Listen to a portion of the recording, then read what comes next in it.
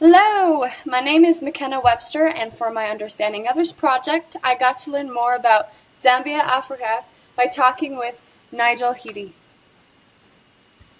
So I'm going to go ahead and let Nigel introduce himself. My name is Nigel Hidi. I was born and raised in Zambia. I've been living in Orlando, Florida. The best state in America, by the way. One of the mottos we strive to live by in Zambia is my own papa and Nkami papa.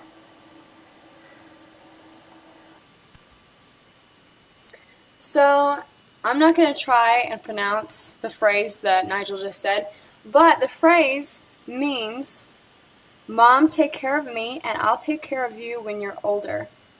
So after sharing this phrase with me, Nigel told me that the way people look at family in Zambia is a lot different than how he has seen people in America look at family. And so I asked him more about it, and he said that, for one, the culture has a mindset of all for all and one for all. Everyone looks out for one another, the atmosphere is like everyone raises everyone, and extended family is very close even though they were far. And so it's one big family. And I really liked learning about that from Nigel. And so I asked him about what it was like growing up when you feel like everyone is kind of raising you. And he told me about a story that he had of a game that he used to play with his friends. So this is Nigel. And he said, life was good. I remember as a young boy, we never had to worry about kidnapping or different things. We could just go play. I would just go take off, and I would take off in the morning and would not come back till the nighttime. So when he would go take off, again, he would play a certain game with his friends, and this is a game that I'm going to let him go ahead and describe the beginning part. Favorite childhood memory. So you get really creative with entertainment back home, one of the things which we would do is there's something called Donya Donya. It's a game that we play. So you get a plastic bag, you set it on fire, and it starts.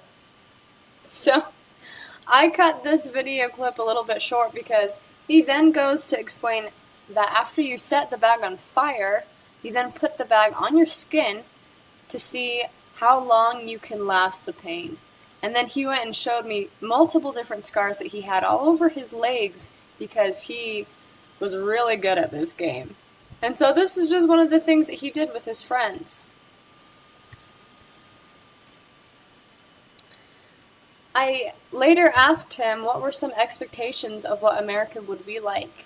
And a little bit more about Nigel. He was 13 when he moved to America. He spent 13 years in Africa with his dad, and then he moved to America to be with his mom. And so he told me that he expected it to be like it was in the movies. He says, Western culture has a huge influence on the whole world.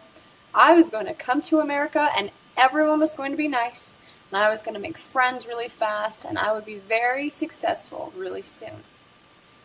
So this is what Nigel thought it would be like. But then he went to tell me that later, his first day coming to America, he went and played with a couple of boys at a random playground that he went to. And that same day, these boys made fun of his thick accent, and he already felt like he wasn't making friends and that he was being picked on. And so it was a little bit different.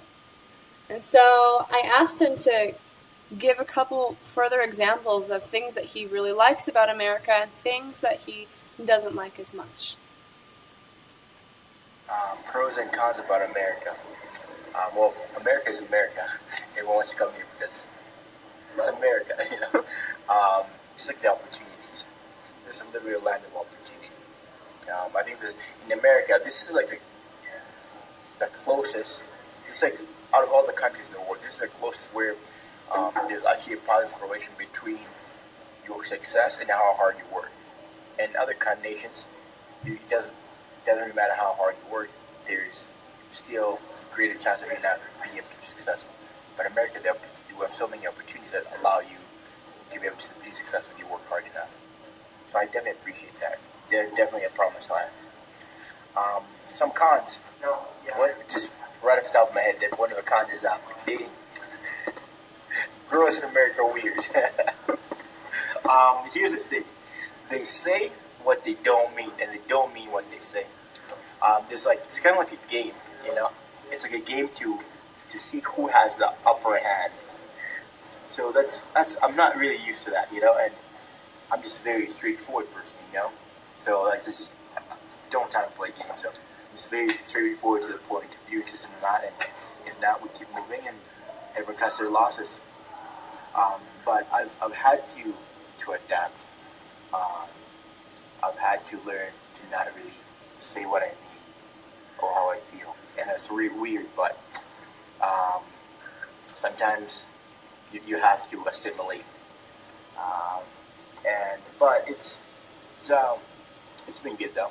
It's been good. There's some who are emotionally intelligent and mature that you can kind of tell them, hey, this is what it is. Are you interested in that? but it's cool though. It's cool. I like it. So you can tell there's a lot of differences, dating being one of them that he saw right off the bat.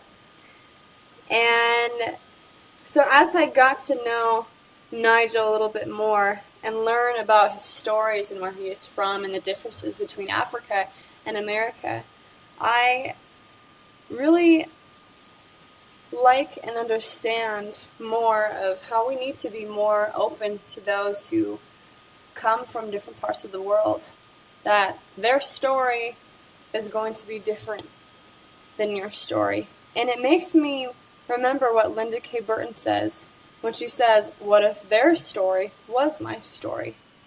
So this is something that through being in this class, I really want to implement in my life. I want to ask myself, when I see someone who's a different descent than me, what if their story was my story? So thank you. This is my Understanding Others project. I hope you enjoyed it.